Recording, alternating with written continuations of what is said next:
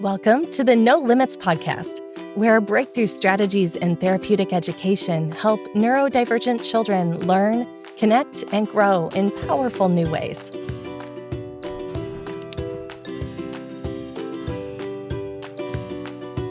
Hi, and welcome to the No Limits podcast. I'm here today with Savannah Moffett, our wonderful teacher at No Limits Academy. Welcome. So she's going to tell us a little bit about what happens at No Limits Academy and actually how we walk through communication and how that meets education. And you'd think that, oh yeah, I do that. But we do it in such a unique way, right? Yes. We do it in a way that no other school does it. So let's start with that.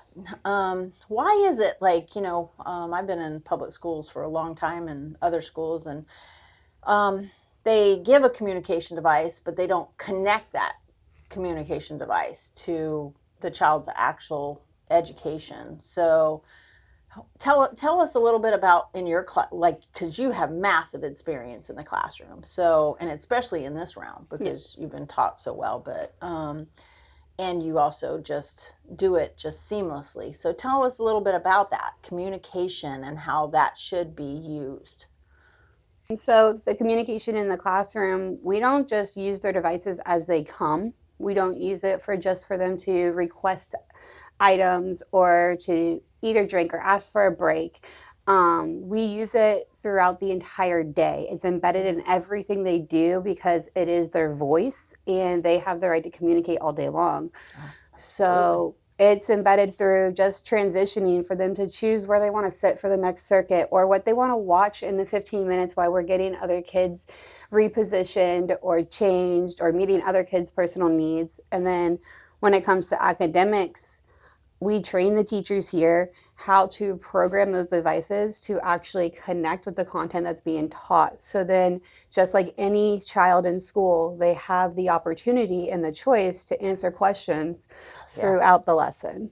And that's what normalizes education within a special education community, because that's the great equalizer is communication, because I have never understood, if you can't communicate, how do you educate? Because basically, how do you know what they know? Right?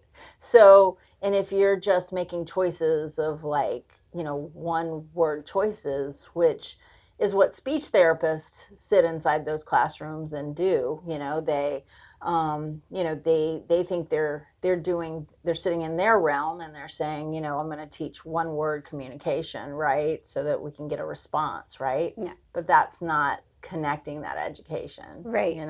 Because what we do is we always, even in our emerging classroom, which is the classroom that I teach, and that one, even they get 4 choices to choose from when answering. Mm-hmm. So there's a 25% chance of them actually understanding and learning and making that connection to the content that's being taught than just the vocabulary word that we're focusing on or just a number that is the answer. They're not only given that one choice, they're given multiple choices to actually communicate what they think. And that for a lot of people in No Limits Academy, emerging classroom is if you equated it, you'd equate it to pre-K kindergarten. Yeah, right. Like a pre-K class. So at No Limits Academy, we do a lot of unique things, but if you're really looking at it, we give 4 choices, and then as we go up in the classes, there's more. As communication expands, we give tons more choices.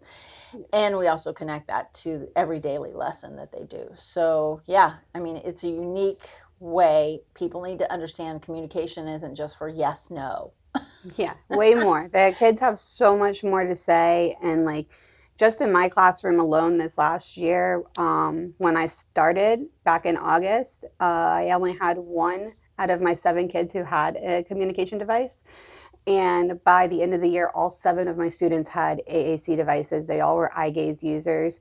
And they just blossomed. 4 of my 7 actually moved up. Their test scores have tremendously and just blossomed because of the constant communication that was available all day long. And we're not just letting them press buttons or communicate independently without actually being acknowledged. So when they Right. say something, there's an acknowledgement. If they jump into a conversation, we include them. And watching them just grow, like I had 2 teenager boys, and just seeing their personalities develop and their sarcasm come out and the playfulness was just so much fun. And then that just even carried over into the lessons. And then they would comment more and talk more. And now their parents are seeing a whole different side of them that they Wow. didn't even know. Yeah. And it was all just because we provided the communication all day and we valued it and we Yes. respected what they said. It wasn't just, oh, they're requesting to go to the bathroom or they're requesting to get out of their chair. It was, no, he said he liked this song, or he said that was cringy because I did a funny dance and he didn't like it because he's a 16-year-old boy. So just the fun things like that with them really made them come out of their shell and made the communication flow, and also just increase their academic level as Oh, well. absolutely. Absolutely. And it also lessens their frustration. Oh, yeah. It does so much because, communication is just so like what a nonverbal child needs so much. So programming a AAC device, or augmented communication device, is a lot more than just putting a vocabulary on it and then asking, if they understand their vocabulary words. So how is it that we do that differently here at No Limits Academy? So we do that differently here at No Limits Academy because we train our teachers, me as being the teacher trainer, along with our director of communication, Chris Carey, who is the speech pathologist for us. We do an in-depth training, and we teach the teachers how to program down to specifics and how to look at their lesson plans. So each lesson plan is very individualized, and the content on the lesson plan is then programmed into the devices. So our teachers are thinking out the questions that they're going to be asking throughout the lesson, and then we're programming multiple answers to that question. We have the question strategies that we use from the No Limits method, Yes. and we follow those, and those are the types of answers that we program for the kids to choose from. And then so they have at least 4 choices at the minimum to choose from an answer, as well as learning how to make connections with the content that we're delivering. We also continuously learn throughout the year, even the years that I've been here. The programming constantly is changing. Yeah. And there's new things that we learn. For instance, in my classroom this year, I had 5 of my 7 who have CVI. And they need high contrast pictures. Right. So the traditional way of us programming and using our palette of colors that we usually use, I had to switch that up, and I had to program with like black backgrounds, bold borders, just so that my students could actually see the content. And once I started flipping my programming around, my children were able to really connect with that content, and the communication just drove crazy in our classroom. Everybody started speaking more, answering questions, and so it's always developing too. And and that wouldn't have developed that way if the medical model wouldn't have moved over into the education, and education moving over into the medical model of like, how things work. So that's really important because a lot of people are resistant to having the medical model put into our classrooms. And if you as a teacher, how beneficial is it that you have Chris Carey that's like, here, this is their diagnosis, which is what you just said, right? And this is how you work within that diagnosis. So her, like, all her understanding to pull over for you to be a successful teacher in that realm.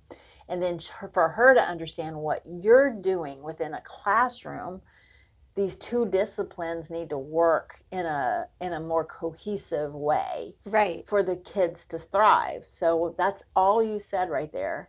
And that's what the No Limits method is. Right. So working with our therapist and just being able to meet those needs of the students, and that it makes a big difference within the classroom. Absolutely. I just have a final something to say.